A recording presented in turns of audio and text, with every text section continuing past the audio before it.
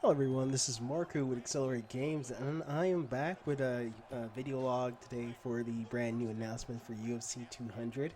And if you haven't already seen it, UFC posted earlier today that UFC 200, the main events have just been announced. Top of the fight is Conor McGregor versus Nate Diaz 2. They're having a rematch at the welterweight class, and then the co-main event is Jose Aldo versus Frankie Edgar for the interim featherweight title, which is interesting that they're doing that. So, first and foremost, let's talk about the big card in this one, which is Conor McGregor Nate Diaz rematch. Now, when everybody heard that Nate Diaz was stepping up on like 10 days or 2 weeks' notice to fight Conor McGregor, a lot of people thought that Nate Diaz had a disadvantage. I, for one, did not think so, and the reason why. Nate Diaz and his brother Nick Diaz, they all train in triathlon. They train for triathlon whenever they're not fighting the UFC, and overall they're never out of shape. They're always Nate Diaz himself particularly competes in IBJJF tournaments on a regular basis, and he's even fought some really tough guys in that circuit. So whenever he's not training, he's always improving his skills. So in essence, he was just at his natural body weight without stressing his body out from cutting weight. So his muscles were more relaxed, more used to carrying that weight around. So in essence, I think he had a slight advantage in that he wasn't already dehydrated 2 weeks out from the fight. Conor McGregor, on the other hand, he cuts a lot of weight to make 145, and he's like a really big 145er. So as a result, he was moving up to 155. Normally, he probably walks around 155, 160. So he wasn't cutting a ton of weight per se, but I think he cuts a little bit more from 155 to make 145. I'd probably say he cuts somewhere around 160, 160, like maybe early 60s, I'd say. But either way, he didn't have a chance to prepare for Nate Diaz to the level that he should have. And the reason why I said it is because Nate Diaz is a Brazilian Jiu-Jitsu black belt. And on average, it takes somebody about 10 years of training in Jiu-Jitsu to get a Brazilian Jiu-Jitsu black belt. So as a result, that is a huge disadvantage in the grappling game Conor McGregor has against Nate Diaz, which is no wonder when the fight went to the ground that he got submitted. I mean, there's a huge difference between somebody who has a black belt and one who doesn't, especially in jiu-jitsu. It's a very tough martial art, one that I've practiced in a lot. So a black belt in jiu-jitsu is usually pretty legit. And so, Nate Diaz capitalized on the weakness that Conor McGregor has. And Conor McGregor is a great fighter. I think he has a better stand on than Nate Diaz. The big advantage that Nate Diaz had was, of course, the length advantage of his arms. So Nate Diaz has a 4-inch reach advantage, and so as a result, that gave him a bit more, distance in terms that he could use to set up some of his jabs. And he was really towards the middle of the second rounds when you started turning up the momentum, where Nate Diaz started to get his rhythm and started to pick his shots.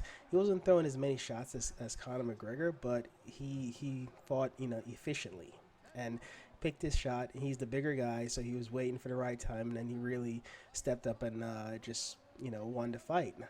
Overall, I think with some more preparation, I think the fight would last longer. I'm pretty sure Conor McGregor is going to put on some weight, or either of course, he's going to have to change his game plan because he never prepared for Nate Diaz. He had 10 days to prepare, and Nate Diaz has a ton more experience than Conor McGregor. So again, he has not only does he have more fight experience, but he's also more well-rounded in that he has good boxing experience to keep with Conor McGregor, and he has way better grappling skills. So Conor McGregor is really at a disadvantage, and anybody who was thinking otherwise is really not wise in terms of analyzing each fighter's strengths and weaknesses.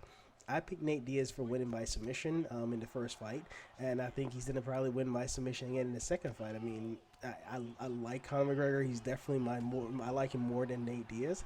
But if I'm looking at this from an analytical point of view, from somebody who's actually done jiu-jitsu, wrestling, judo, as well as I just started doing boxing and some other stuff, as well as I have friends who've done MMA, etc., I am going to have to go with Nate Diaz again. I hope the fight lasts longer than 2 rounds. That's what I'm hoping for. But, only time will tell. Now, in regards to that, that's my prediction for this fight. I say maybe third or fourth round submission win by Nate Diaz. That's my prediction. Let me know what your thoughts are. Do you think Nate Diaz is going to win again in the second round? Do you think he's going to win quicker now that he has more time to prepare for Conor McGregor? Both were great stand-up. I think Nate Diaz is also a slightly better boxer because of his reach, but I think Conor McGregor has more versatility in his strike, and if he could set up one of those high spinning kick thing that he loves to do, maybe he could actually win by knockout. But that's a big maybe. So either way, I'm saying it's probably 80% probability Nate Diaz win by submission again. As for the second fight, the fight with Jose Aldo and Frankie Edgar. Now, these two have already fought once, and Jose Aldo, he won by unanimous or split decision. I can't remember exactly which. But bottom line is it was a close match, and it was actually a lot closer than I thought it would be. Frankie Edgar is a cardio machine. I mean, the beat he put on BJ Penn is, literally did send BJ Penn into retirement. So I'm kind of like, oh, dang it. BJ Penn is one of my all-time favorite fighters. I mean, the way he fights people at different weight classes, his jiu-jitsu prowess in the ring, particularly against wrestlers, is really ridiculous. But either way, this is going to be a good match. Both are cardio machines. I think Frankie Edgar has slightly better cardio. Frankie Edgar is the better wrestler, but I think Jose Aldo jiu-jitsu skill can kind of neutralize that a little bit. In terms of stand-up, I'm going to have to give the stand-up to Jose Aldo. He just has better overall leg kicks and punching speed or striking speed.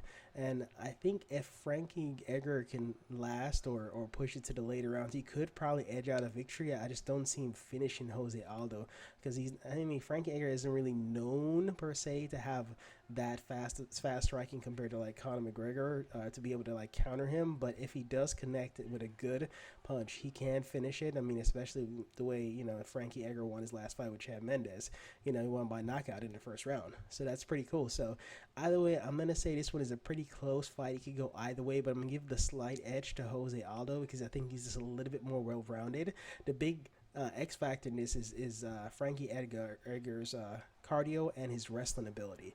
If he's able to implement his wrestling game plan and keep pushing the pace, he could probably wear down Jose Aldo to maybe either win unanimously, or maybe even set up a brutal knockout, either from ground or pound or standing up. So those are the slight X factor. So overall, I say 60% chance that Jose Aldo should win, 40% chance Frankie Edgar. So we'll see.